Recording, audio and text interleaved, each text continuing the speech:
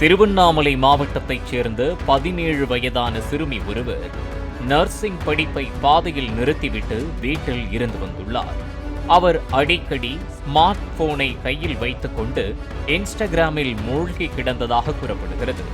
இதனை அறிந்த அந்த சிறுமியின் தாய் சிறுமியிடம் இருந்து மொபைல் போனை பறித்து வைத்ததாக கூறப்படுகிறது.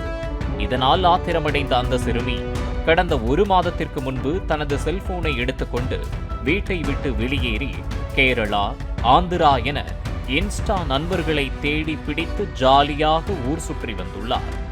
அந்த வரிசையில் சென்னையைச் சேர்ந்த சாய் என்ற இளைஞன் இன்ஸ்டாவில் அறிமுகமாகி முகத்தை பார்க்காமலேயே சிறுமியை காதலித்து வந்ததாக கூறப்படுகிறது.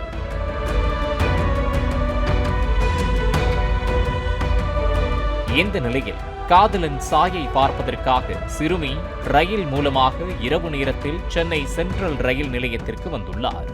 காதல் கோட்டை சினிமாவில் வருவது போல காதலன் தன்னை ஏற்றுக்கொள்வார் என்று கனவில் காத்திருந்த அந்த சிறுமியை நேரில் பார்த்த சாய் அதிர்ச்சியடைந்தார். நீ கருப்பா இருக்க, உன்னை எனக்கு பிடிக்கல என கூறி சிறுமியை ரயில் நிலையத்திலேயே தவிக்க விட்டுவிட்டு சென்றதாக கூறப்படுகிறது. தனது இன்ஸ்டா காதல் கோட்டை சரிந்த விரக்தியில் நள்ளிரவு 1:30 மணி அளவில் ரயில் நிலையத்திற்கு வெளியே சுற்றித் திரிந்த சிறுமியை கருப்பு நிற ஆக்டிவா ஸ்கூட்டரில் வந்த அதே பகுதியைச் சேர்ந்த புல்லிங்கோ பாய்ஸ் இருவர் பார்த்துள்ளனர். அந்த 2 இளைஞர்களும் சிறுமியை பைக்கில் அழைத்துச் சென்றுள்ளனர். கொத்தவால் சாவடி பகுதியில் உள்ள அறநிலையத்துறைக்கு சொந்தமான ஒரு பாழடைந்த கட்டிடத்திற்குள் இருவரும் சிறுமியை அழைத்துச் சென்றுள்ளனர்.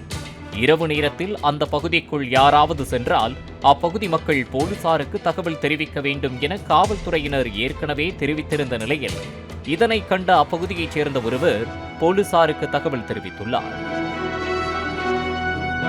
உடனே அந்த பகுதிக்கு விரைந்த கொத்தவால் சாவடி போலீசார் சிறுமியை பத்திரமாக மீட்டனர்.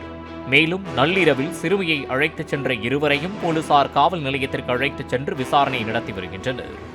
அவர்கள் சென்ற பைக்கையும் போலீசார் பறிமுதல் செய்தனர். சிறுமியிடம் நடத்திய விசாரணையில் அந்த அண்ணாதான் தன்னை கூட்டிச் சென்றதாக தெரிவித்துள்ளார். மேலும் சிறுமியை பெண்கள் காப்பகத்தில் ஒப்படைத்த போலீசார் சிறுமியின் பெற்றோருக்கு தகவல் தெரிவித்துள்ளனர். போலீசார் விரைந்து துரிதமாக செயல்பட்டதால் கூட்டு பாலியல் வன்கொடுமை நிகழாமல் தடுக்கப்பட்டதாக கூறப்படுகிறது.